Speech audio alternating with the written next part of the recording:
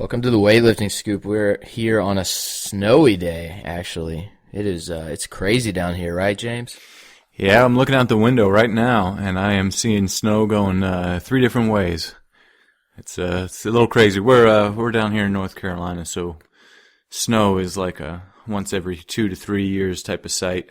Yeah, I mean, honestly, this kind of snow, I'm from the South, and I did live in Colorado for a year and a half, so it snowed pretty good there. But this is honestly the most snow I've ever seen in the South.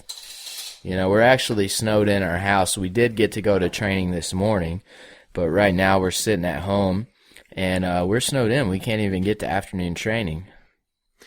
Yeah, and before all these people that are used to being out in the snow say anything, you got to realize that North Carolina and South Carolina is not equipped to handle snow. So when it snows 4 inches, 6 inches, or whatever, there is it's literally every road is ice. Like it's not they don't have plows taking care of the road. They probably don't have enough salt to be able to salt everything. So on the way back from training this morning, I mean, we saw some cars off on the side of the road, and we're driving like 15 miles an hour, and we're still skidding out. It's pretty crazy. Yeah, we did have some snow about 2 weeks ago, and I guess the local governments in the South, I mean, they do have a budget for emergencies and snow days, and so they salted the roads a couple weeks ago. The funny thing is they didn't salt the roads at all today and yesterday, and there's like 4 times the amount of snow. Yeah, so that's why we're staying home. But to be honest with you, I mean, it really is an awesome sight. It's beautiful to see. I mean, in all seriousness, there's probably been at least 6 to 8 inches of snow already. Yeah, I'm not about to go outside because I'm not a fan of the cold anyway, and much less snow. So I don't know. It's getting pretty thick out there, though. Yeah, hopefully it clears up in a couple days. It's great to have a day like this where you can see it. You know, it's awesome to see this kind of snow, but definitely don't want it to shut down training for a couple days or anything like that. You know, we're getting ready for a meet. We can't really afford to take too many days off. You know, we'll get rusty. Yeah, well, actually, me and Travis have prepared for this specific situation. So we're snowed in. If we get snowed in tomorrow, too, we actually brought a barbell home with us today, and we might be training in the office. We were going to train in the porch, but it's got a slight angle, and anytime I start training on a slight angle, I start thinking about the 2013 Pan American warm-up room, which was actually in a parking lot outside, and it was slanted. Yeah, it was crazy. But yeah, you definitely don't want to lift on a slant if you don't have to, just because it'll throw you off a little bit. So hopefully we can you know, get somewhere in here, find a little area that's flat, and you know, obviously we got to be precise if we're going to be lifting inside. So yeah, yeah, especially snatch and clean and jerk. Well, some of you know him, Travis. My business partner, Deacon, with CrossFit Smithfield and Sisu Strength and Conditioning. He actually used to live in Louisiana, right near where those what's the bearded television show? I always forget it. Duck Dynasty. Yeah, Duck Dynasty. Where those guys used to be. So he said that they were like the next town over, and I used to see him a lot. But back to my story. His wife let him have his gym inside. So he gave me a video walkthrough of that, of his house. And so you walk in the front door, and there's this big green power rack right there. He's got all his bands and barbells and metal plates there. And then you walk down the hallway. He's also a jiu-jitsu guy. So you walk down the hallway, and there is a whole spare bedroom with wrestling mats on the floor, and then he's got his gi over there and all that stuff. And then you walk out into the backyard, and he's got tires and a prowler out in the back. I mean, it was a pretty legit looking gym, but it was his house. This guy's got it made. I gotta find a woman who will buy me a house and let me put a gym in it. Yeah, I mean, it's pretty neat. I'd like to find that video and watch that again because that's kind of a unique circumstance. James is working on his home gym. He's got 190 kilos worth of stuff, a squat rack, a women's bar. Thinking about getting a men's bar here soon. Well, that men's bar I brought back today. I mean, the Muscle Driver was closed, but I brought back a bar, and I'll probably pay for that one on Friday. Okay, so you're gonna keep that one and claim it. I'm gonna claim it. All right, there you go. So yeah, he's got the full setup. So think about building a garage here, right, and putting some weights and enough room for a car to go in there as well. Yeah, that's my plan. I just got some estimates from a lumber yard here in Charlotte called Pro Build, and planning when I'm going to do it. Because what I'd like to do is get some of these kids in the neighborhood and start them on some weightlifting. I mean, Muscle Driver pretty much pays us to train full time at Muscle Driver, and so we don't necessarily have to go out and have another full time job to almost interfere with our training. So that we can rest and recover in between training sessions and get the most out of it. So I figured if I'm not going to be doing anything, maybe I could start coaching some of these junior lifters and maybe just make weightlifting popular. Yeah, develop future Muscle Driver members, and at the local level, start being a grassroots coach now. Why wait? If you have the time, at least. Yeah, I know. And who's saying, who can tell when I'm not going to have this time anymore? You never know. Yeah, for sure. So the Winter Olympics is going on, and I mean, I feel like the freaking Winter Olympics is going on outside, but it's been fun to watch. Definitely getting in the Olympic spirit. Yeah, I bet. You know what I heard?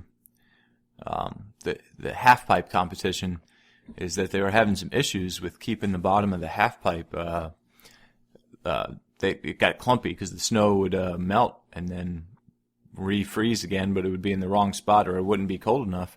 They're probably wishing they had some of the Charlotte weather over there in Sochi right now. The irony. Yeah, I know. We're getting snow and they're not. But speaking of that half pipe, had the big upset yesterday with, or whenever it was, with Shaun White. Did you get to watch any of his half pipe runs? I did. I saw his preliminary run, and it was perfect. So apparently, when I went upstairs, everything turned around, and he didn't do well in the finals. He got fourth, is what I heard. Yeah, that's crazy. I think one of his biggest competition was this guy, and his nickname is iPod. It's a Russian name, and I am not even going to try to pronounce it. But he actually did terrible in the preliminaries. And he got like a score of 70, where Shaun had a score of 95 point something. But that guy kept doing good and worked his way back up to the finals by just doing well in the rest of them and in the semifinals. And then when it came time for him to compete against Shaun, I guess he stepped his game up, landed his YOLO move. Oh man, I'm surprised how popular that word YOLO is becoming. But so. Well, you got to use the word YOLO. You only live once, Yeah. You know what? I have not had the opportunity to use that word in real life situations, but I can't wait for it because it's going to be exciting. Jeez. Yeah, but so I guess the U.S. we've had a lot of gold medals in some of the competitions so far. But obviously, there's not a ton of winter weather in the U.S., so I don't really know too much. I haven't been able to watch everything. But I'm probably going to sit and watch some of the Olympics today, drink some coffee, all that good stuff while we got this winter weather. In case our power goes out, we're going to lose the heat, so got to stay warm with some coffee and blankets. Yeah, we're going to start a fire out back. Oh, man, we should have got more propane for the grill. Yeah, I might have to start bust out my whiskey bottle if we lose heat. Yeah, no, staying warm. As long as I've known Travis, he's had that whiskey bottle. Yeah, I don't drink too often. So we've been putting out some interesting exercises. I was doing a blog about forgotten exercises or obscure exercises in weightlifting. So a lot of people have been looking at it, and a lot of people have been asking me questions. The first one was the oscillation exercise, where you put some space on the bar to do the jerk, so you could feel that oscillation as if there was more weight on the bar. So kind of trick your body into feeling like it was a heavier weight than it was, just because of the oscillation. So the timing would be the same as a 200 kilo jerk at about 140 kilos. And then we put out the flexibility exercise about 4 days ago. And that one, you put a bar on your back as if you're going to do a back squat, put your arms behind the barbell, and held another one up top, and did squats with the one bar behind your neck and the one bar over your head. And got a lot of questions about that. Of course, you can narrow your grip, and it makes it a much better stretch. I just, if you have inflexible shoulders, start out with that snatch grip. But yeah, of course, if that's super easy for you, bring that grip in, really get a good stretch. Yeah, it's an interesting looking exercise, to say the least. But what are you planning on the next one being? Well, before we talk about the next ones, a lot of questions that I did have was, can you use PVC pipes?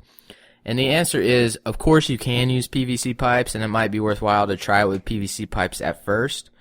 But a PVC pipe does have some flex in it. It's not solid, so it may not hold your shoulders in the correct position the entire way down in the squat, because it could let your shoulders get slightly out of position. So I would recommend, because a bar is more solid, to at least try it with the PVC, but get to the barbell as soon as you feel comfortable with the exercise. As far as the next exercise, I guess Morgan had the opportunity to go out to the OTC for about 16 days here, and obviously her bottleneck lift is the jerk.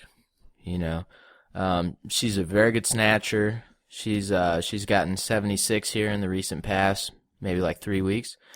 Yeah, it was a very good looking 76 too. Yeah, and in the clean, she cleaned 100. My gosh, I mean, as a 48, that's pretty incredible clean. There's only been 2 other women in the U.S. history at that body weight to even come close to that weight. So, and it's closing in on an American record if she can learn to jerk it. So obviously she's working on the jerk. And one of the exercises that I've seen Zygmunt use in the past that I think is amazing is, I don't even have a name for it. I'll just call it the block jerk drill. So basically what you do is you pick the weight up out of the rack or the blocks as if you're going to do a back squat. You dip the same way, and you pause in your dip for a split second, and then you go to your split without putting the bar over your head. So the bar stays on your back like you're doing a back squat the entire time. You dip, pause, split, pause, and then recover. And the whole time that barbell's on your back. So it just works on the footwork without tiring out your shoulders. Interesting. So when you dip and then you pause, do you drive up when you go to the split stance, or are you just going to almost drop down? I'm kind of curious. I haven't actually seen this one yet. Yeah, Morgan's going to email me a video. She emailed me a couple of videos yesterday, but they were just a little dark because the light source was in the wrong spot for the video. So she's emailing me another video, better quality today. So hopefully tonight I'll get that up for you guys. Basically, you don't really drive up. You kind of dip, pause for a second. There might be a slight drive, but you're not intentionally really trying to drive the bar up, because you don't want the bar to crash on you like a jerk, because if it crashes on your back, that's kind of going to hurt. So you really want to keep the same elevation, basically, and just split right under it. Nice. That's kind of interesting. Do you know what type of weights or percentages and what she's going to be using for that? Right now she's been working up to 100, but now, so that's about 100% of her clean. However, keep in mind, you don't want to go to 100% like the first time you do this exercise. You want to start out with any new exercise. It's a new stimulus. Your body is not used to the way that you're doing this exercise. So you want to start out slow. So I'm sure at first first day she probably went up to about 70%. And then eventually over the last, I guess, 10 days now, she has built up to 100 kilos on this exercise. You know, it's kind of interesting too is that Morgan was really going for that 100-kilo clean and jerk because it would make her percentages that much easier to calculate. So that's like the perfect amount of weight that you can do to make percentages easy. So if a coach comes out with some obscure 77.5%, and that one's easy for her, except she doesn't have any 2.5 plates. But other than that, she could go to 78. The percentages are easier to count to. Yeah, it is. It is pretty awesome when you're lifting 100 or 200 and you can use those percentages. That's why I'm creeping up on that 200 kilo clean. I want to freaking do it. I still go off of 200 on my percentages, but I want to actually do the damn thing. You know? Yeah. You know what? Let's just put it this way: nothing else counts until you get to that 200 kilo. I think we were on the way to the airport, and then Don was like, we were talking about lifting. He's like, man, those even numbers, you know, they're tough. And we weren't even talking about my lifting. He's like, yeah, you know, if somebody does like 197.5, it's not the same as 200. It just feels different. You know, you mentally approach it differently. And I was like, nice. You said 197.5. I was like, 198's 200, right? Yeah. He didn't even realize that he was talking so close to my numbers, but that was pretty funny. Yeah, showing his age there as how long he's been in weightlifting too, when they did the 2.5 kilo jumps all the time. That wasn't too long ago. I was even in the sport back then, but yeah, Don's been around. But yeah, with that exercise, also too, if you engage the wrong muscles and get forward, you know, it can really, you'll feel it. You know, like if you don't bend that back knee and you push yourself forward a little bit, I mean, you're going to be running all over the place in this exercise. Whereas in a jerk, you know, you can kind of get away with that because you're going to fully drive the weight and do it slightly differently. So I think it's actually an exercise that kind of really points out your flaws pretty quickly. So I think it's going to be great for Morgan. We'll see how it translates over. It may take a couple months before the exercise actually, you know, takes hold, but I'm excited to show you guys that exercise and get some people to try it out. I'm actually doing some online programming for a guy who has an elbow injury, so we're avoiding going overhead, and so I'm having him do this exercise, and we're seeing how it works. You know, you get a lot of footwork practice without really tiring out your shoulders. So your legs can obviously handle a lot more than your upper body can. Yeah, that'll be interesting to see the progress on Morgan's jerk too. Yeah, for sure. You got anything else, James? What were we going to talk about? I feel like we had something. Well, we do have these pretty cool looking socks over here on the table. I think those are kind of neat. I think people will start seeing some more of those eventually. But they are the S on the same logo as the weightlifting scoop, right on the side of the sock. And I think they look pretty cool. I'm going to start wearing them, bringing back those, what would the height of those socks be? Like a medium height or like a high top or? Yeah, they probably go up about 6 inches on your shin. I wasn't even going to talk about those socks yet, but yeah, we got a few samples of products made. So I think these socks, we're actually going to order a few of them, put them up on the website, and they're pretty neat. I haven't even tried them out yet, but so far I like the way they look, and we're going to try them out and use them a few times and wash them and make sure they hold up. So, you know, if we do sell them, we're not selling a crappy product. And yeah, well, at least they look cool right now. We'll see how they work. I guess I kind of jumped the gun there because I'm pretty excited about wearing these socks. I like me some high socks. Yeah, I always wear high socks at competitions, especially. You know, when I'm wearing a singlet, I always at least wear mid socks. I like them to show. So I think I'll probably wear them at the Arnold. Oh, yeah. You know, it's a good idea. Which is kind of a big deal because I've worn the same socks at every competition since before the 2008 Olympic trials. So I've worn the same pair of socks at every competition for like the past 6 years. That's all I've got to say about that.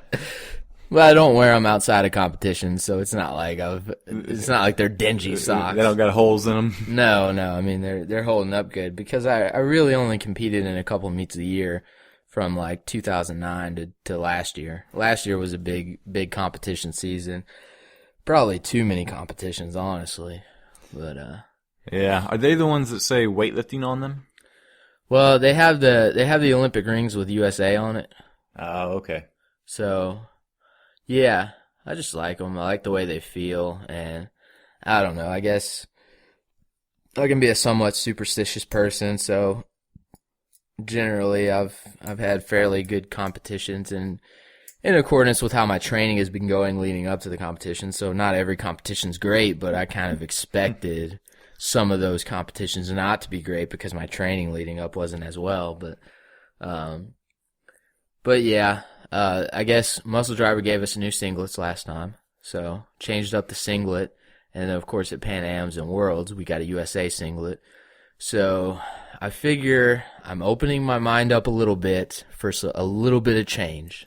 Yeah, well, they're kind of all along the same lines, cool-looking socks. So we'll just go with that. You just have to be wearing cool-looking socks when you go out there and compete. Cool-looking mid-high socks. Like a boss. Oh, man. I think one of the other things that we were going to talk about is we saw a little, I don't know what it was or where you saw it, but of two people that did kind of a self-experimental diet between two twins. Oh, yeah. That totally slipped my mind, but I think this was a pretty cool study. Or it wasn't even a study. It was just kind of like two twins. They're actually physicians, which is kind of funny because they said in the video, they said, being a physician and knowing so much about diseases, colds, medicines, all that kind of stuff, they really didn't know that much about nutrition. Which is funny that, probably one of the major things that people could do to prevent getting sick is, in my opinion, sleep enough and eat correctly. I mean, what do you think, James? Oh, yeah. I think that has a huge factor to play in there. And, I've heard this before, like people that have gone to medical school and they took one nutrition class at medical school, and then that was it.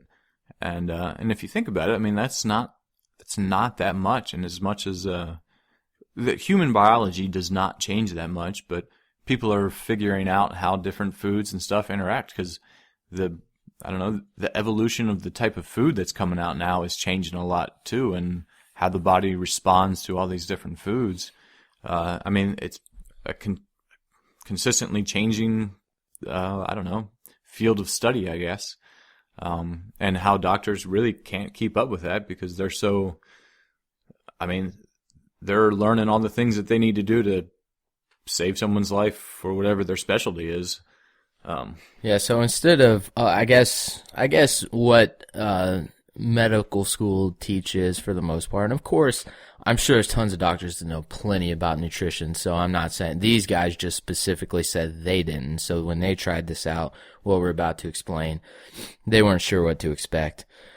But for the most part, they're learning how to treat symptoms, and medications are made to treat symptoms, but not necessarily prevent illnesses. Yeah. So the little study that they did with the two twins, so they're smart and they know how to track things, and I think they did blood work before and after and all that. I'm sure they did some saliva and other like blood pressure and all that type of stuff too. But one of them cut out all carbohydrates, or they didn't have any vegetables or juices or sugar or anything like that. No processed anything. He only ate meat, eggs, and cheese, I think it was. Yeah, meat, eggs, and cheese. And this study took place over a month. Yep, a 1 month time. And the other one just cut out, what was it, fat? He cut out the entire macronutrient of fat, so. Yeah, so he couldn't really cut out all fat, because you're going to get some in there. I mean, you're going to get some carbohydrates when you eat meat, because there's glycogen in muscles too, of course. So they were getting a little bit, but they drastically reduced that percentages of whichever that macronutrient was. Yeah. And so it was kind of interesting. The one that cut out all the fat, he lost 2 pounds. And the one that cut out all the sugars, he lost 8 pounds. And so by the end of the study, they were like, oh, wow, this diet with no sugar is really working. But then they did the blood work, and they noticed like different things have changed a lot more on the person that cut out all the carbohydrates and sugars, and for the worse, actually. And then the other one who just cut out the fat was, I guess, fairly stable as far as his numbers and his blood work and stuff. Yeah, still had slightly negative impacts, but definitely the guy who cut out all carbohydrates, it was basically like almost like what the old Atkins diet would subscribe. He lost 8 pounds, and he said his energy levels were pretty low, but they were steady throughout the day, so he didn't have any spikes in energy. So he felt okay and adapted to it. And he was really expecting like, hey, maybe I should stay on this diet. You know, I feel all right. I lost weight. And then when it came down to it, his blood work showed that he had some negative impacts, and the other guy, his blood work stayed more stable. And he did lose 2 pounds. So, you know, I guess the main takeaway, though, was that trying to find a simple answer. Obviously, you got 3 macronutrients. You got your carbohydrates, proteins, and fats. You don't want to completely cut out one. You know, you gotta figure out when to eat certain macronutrients and how much of it. So the key is not to cut out one particular macronutrient, because you're going to have a huge negative impact when you do that. The key is to really, you know, figure out, measure the macronutrients correctly and eat them at the right times. Yeah, that's a big part of it, is timing, which I guess a lot of people kind of overlook that. They're like, oh, is this good? Oh, we'll eat this. But timing has plays a big part to it. I mean, insulin responses and all that stuff. I mean, if you take whey protein last thing at night, you spikes your insulin, and it's not necessarily good. But if you take whey protein right after a workout, it spikes the insulin and helps all those macronutrients get transferred into your muscles, and so you can recover faster. It's just one example that I know of about how timing of a certain food affects the outcome of how that food responds to your body. And I've actually been working with a guy named Nick Shaw, and he owns a company called Renaissance Periodization, and he's been doing my nutrition for, I guess it's been about a month. And, you know, I honestly had always viewed carbs as kind of a taboo thing, something that you should feel almost guilty about eating them, you know? Like, you know, I mean, through different periods of time, like, sometimes I'd be strict, and sometimes I would not be so strict, like over Christmas, but when I was going through those times, I feel extremely guilty. And I guess what I've learned through working with him is when you're supposed to eat certain macronutrients, yeah, and just more about like when to eat certain kinds of foods, and that certain foods that most people would consider bad for you, I guess, in small dosages may not be bad for you if you eat them at the right times. Yeah, well, speaking of that, we almost fell into a little bit of a pickle earlier today when we were at the grocery store. We were getting snowed in, and then we're like, oh, getting snowed in, what are we going to do? Man, that cider aisle looks pretty good. So we almost went and bought ourselves a thing of cider to come back and start drinking a 12-pack of cider while we're stuck here in the snow. Well, no, I mean, what would be better than watching the Winter Olympics, having a huge snowstorm outside, and drinking a pack of cider? I mean, that'd be great. But you know, I've been really strict on my diet, and I really want to see how much of a difference this can make over a period of 3-4 months. And so I really haven't cheated at all. And But yeah, I mean, going back to that thing, one thing that I was really surprised about is the amount of carbs that he was letting me eat on my two a day training sessions. And I mean, I was looking at this, and then the first day I felt like it was a huge cheat day. I was like, man, there's no way that I'm going to lose weight doing this, or it could be good for my weightlifting. But, you know, it was just because I was kind of brainwashed, because when I was younger, the Atkins diet came out, and when I did it, I did lose a lot of weight, and I felt good, but I was really young, you know.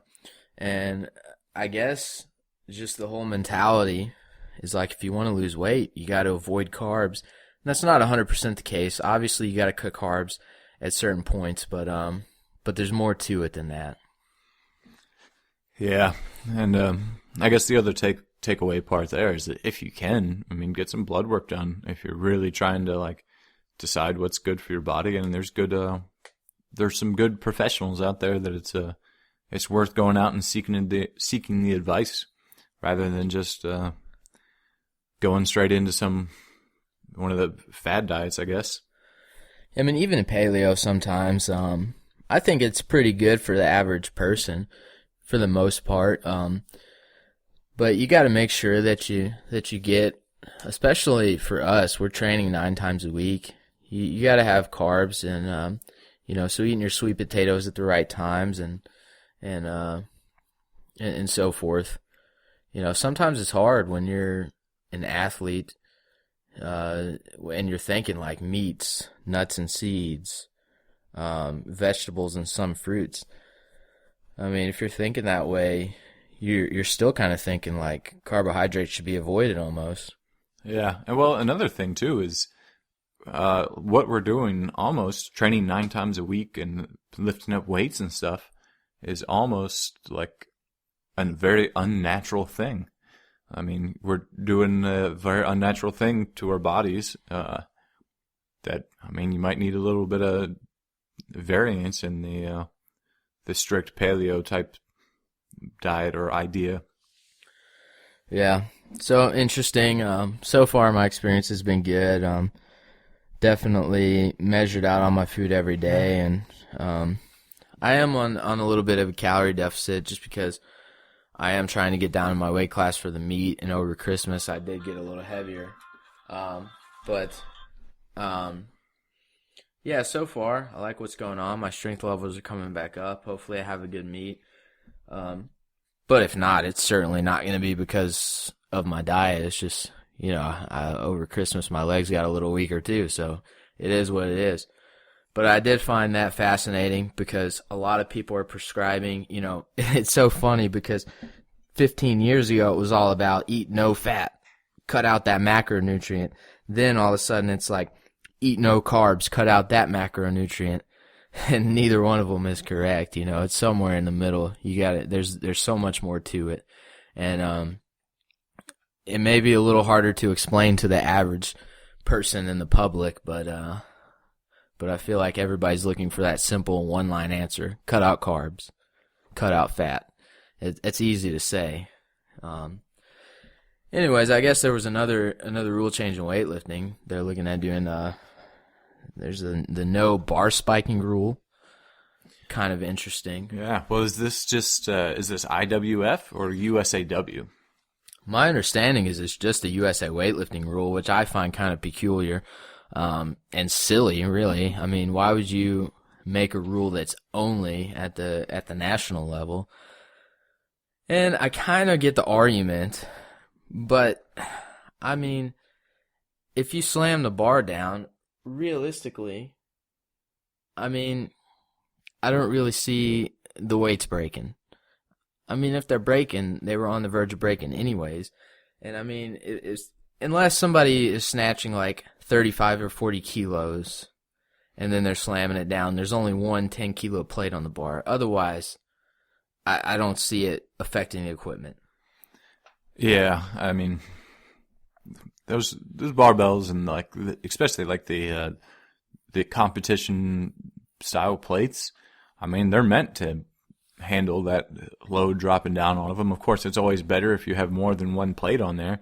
So it's almost the more weight that you have on there, the less damage it's could possibly do to the barbell. And like he was saying, 35 kilos, or 40 kilos, 45 for a men's bar, was going to kind of affect that little skinny 10-kilo plate more. But, I mean, of course, when you think of slamming bars, who do you think of? Well, yeah, definitely, John. And so it probably, I guess they're trying to make a rule to avoid the bar slamming, and it just seems silly, really, to me. I mean, at a competition, there's qualifying totals to make nationals, American Open, which means, especially on the guy's side, you're going to have 2 plates on each side at least to even qualify for the meet. So you're going to be snatching at least 100, unless you're in the bottom 2 weight classes. You're going to be snatching at least 100 if you qualified for the weight class. And then at that point, if the clips are tight, it ain't going to break the weights. Yeah, so it's kind of interesting. Personally, I don't slam the bar. After I lift, once I get it overhead, I'm only thinking, all right, hold this bar, wait for the down signal. And then after they give it to me, I'm thinking, oh, sweet, I made the lift. And I'm not even thinking about anything else. I guess it just doesn't come naturally to me to slam the bar necessarily. But for some people, I mean, they've got that emotion right after that lift, and that's almost how they carry out and express their emotion. Yeah, and I guess John did a podcast on this the other day, and to be quite honest, I haven't had a chance to listen to it. Don't know if I will. But from what I've seen online, at least, he had a few people call in, like Kendrick and Shane Hammond and Max Zeta.